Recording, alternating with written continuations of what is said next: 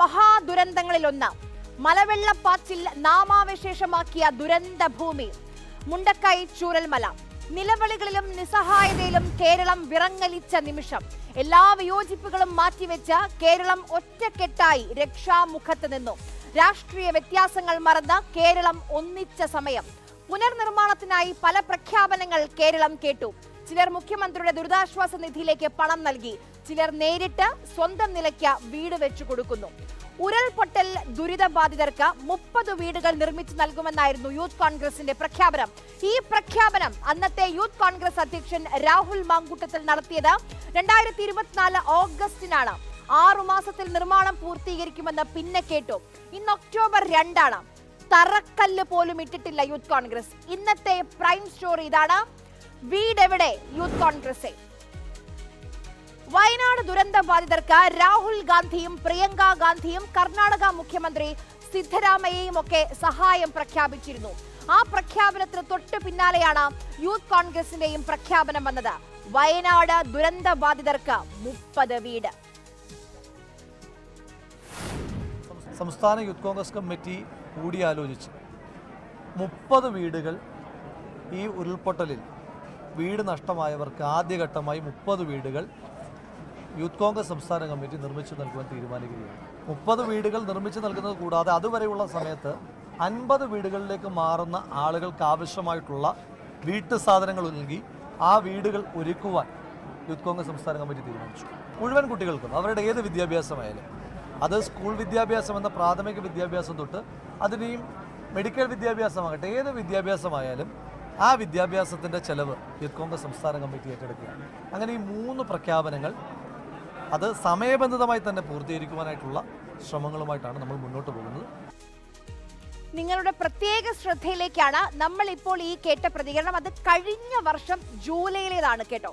ആ പ്രതികരണം കേട്ടപ്പോൾ നിങ്ങൾക്ക് മനസ്സിൽ തോന്നിയില്ലേ, ഇതിലും നന്നായി എങ്ങനെയാണ് ഒരു പ്രതിപക്ഷ യുവജന സംഘടനയ്ക്ക് പ്രവർത്തിക്കാൻ കഴിയുക എന്ന്? പക്ഷെ അത് തോന്നൽ മാത്രമായിരുന്നു. എല്ലാം നഷ്ടപ്പെട്ടവർക്ക് വേണ്ടി പിരിച്ച പണത്തിൽ കൈയിട്ട് വാരിയെന്ന ആരോപണമാണ് പിന്നെ നമ്മൾ കേട്ടത്. ഫണ്ട് പിരിവിനെ പറ്റി യൂത്ത് കോൺഗ്രസിൽ തന്നെ വാക്പോര് നടക്കുന്നു. ഭവന നിർമ്മാണം എവിടെയായി എന്ന യൂത്ത് കോൺഗ്രസിനുള്ളിൽ ചോദ്യങ്ങൾ ഉയർന്നു.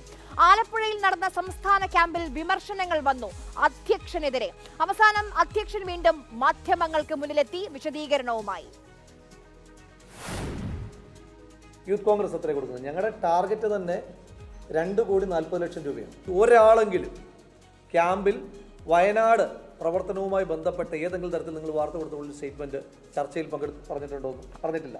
1 രൂപ ആ ബാങ്കിൽ നിന്ന് സംസ്ഥാന യൂത്ത് കോൺഗ്രസ് കമ്മിറ്റി പിൻവലിച്ചു എന്ന് നിങ്ങൾക്ക് പ്രൂവ് ചെയ്യാൻ പറ്റിയാൽ, ഒരുപാട് വേണ്ട, 1 രൂപ പിൻവലിച്ചു എന്ന് തെളിയിക്കാൻ പറ്റിയാൽ ഇപ്പോൾ ഈ നിമിഷം സംസ്ഥാന യൂത്ത് കോൺഗ്രസ് കമ്മിറ്റി അധ്യക്ഷ സ്ഥാനം രാജിവെച്ചിട്ട് നിങ്ങളുടെ കത്ത് തരാം. നിങ്ങളുടെ അക്കൗണ്ടിൽ 88,68,827 രൂപയുണ്ട്. ഡിവൈഎഫ്ഐ 100 വീട് നിർമ്മിച്ച് നൽകിയെന്ന് പറഞ്ഞു. ഡിവൈഎഫ്ഐ നിർമ്മിച്ച് നൽകിയ 100 വീട്ടിൽ 1 വീട് നിങ്ങൾ കാണിച്ചു തരാം. 1 വീട്, ഒറ്റ വീട് കാണിച്ചു തരാം.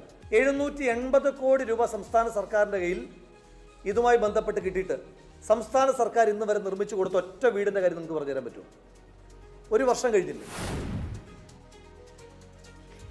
ആ പറഞ്ഞതിൽ 3 കാര്യങ്ങൾ നമുക്ക് എടുക്കണം. ഒന്ന്, യൂത്ത് കോൺഗ്രസ് അധ്യക്ഷ സ്ഥാനം രാജിവെക്കൂ. അത് രാജിവെക്കേണ്ടി വന്നു മറ്റു പല കാരണങ്ങൾ കൊണ്ട്. പിന്നെ ഡിവൈഎഫ്ഐ വീട് വെക്കുമെന്ന് പറഞ്ഞത് എവിടെയെന്ന് അതിനെപ്പറ്റി ഞാൻ പറയാം.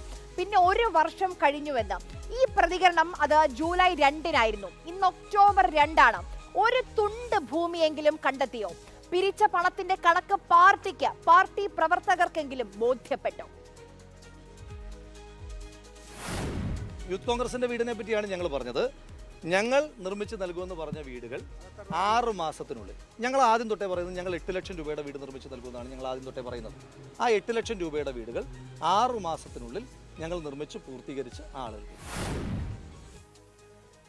ഇപ്പോൾ ഈ കേട്ട പ്രതികരണം ജൂലൈ 31-ലേതാണ്.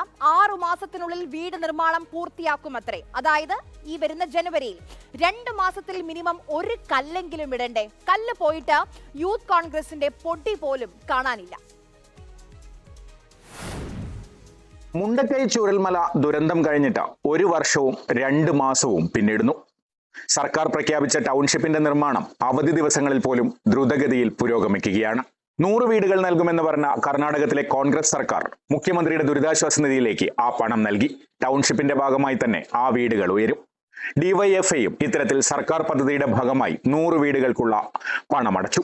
പ്രത്യേക പുനരധിവാസ പദ്ധതി പ്രഖ്യാപിച്ച മുസ്ലിം ലീഗ് ആകട്ടെ വാങ്ങിയ ഭൂമിയിൽ ചില നിയമപ്രശ്നങ്ങൾ ഉണ്ടായിരുന്നെങ്കിലും സമീപ ദിവസങ്ങളിൽ തന്നെ വീടിന്റെ നിർമ്മാണം തുടങ്ങിക്കഴിഞ്ഞു. അതും പുരോഗമിക്കുകയാണ്. പക്ഷേ 30 വീടുകൾ നിർമ്മിക്കുമെന്ന് പറഞ്ഞ യൂത്ത് കോൺഗ്രസിന്റെ ഭാഗത്തു നിന്ന് ഇപ്പോൾ ഒരു പ്രതികരണവുമില്ല. എവിടെയെങ്കിലും നിർമ്മാണം തുടങ്ങിയതായോ എന്തിനാ ഭൂമി വാങ്ങിയതായോ പോലും യൂത്ത് കോൺഗ്രസ് നേതാക്കളോ പൊതുസമൂഹത്തെ അറിയിച്ചിട്ടില്ല.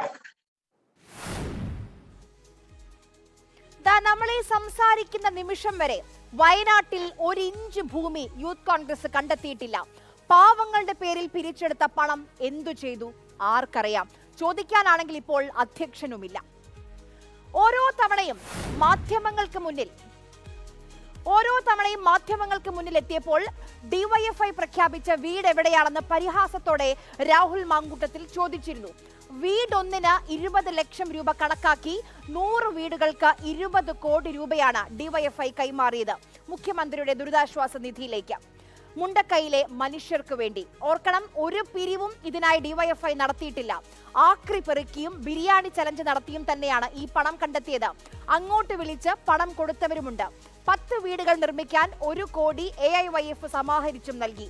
യൂത്ത് കോൺഗ്രസ് പ്രഖ്യാപിച്ചത് 30 വീടാണ്. പിരിച്ചത് 88 ലക്ഷവും നൽകിയതോ വട്ടപൂജ്യവും. മുണ്ടക്കൈ ചൂരൽമല ദുരന്തത്തിന്റെ മറവിൽ സംസ്ഥാന വ്യാപകമായി യൂത്ത് കോൺഗ്രസ് നടത്തിയത് വലിയ കൊള്ളയാണ്.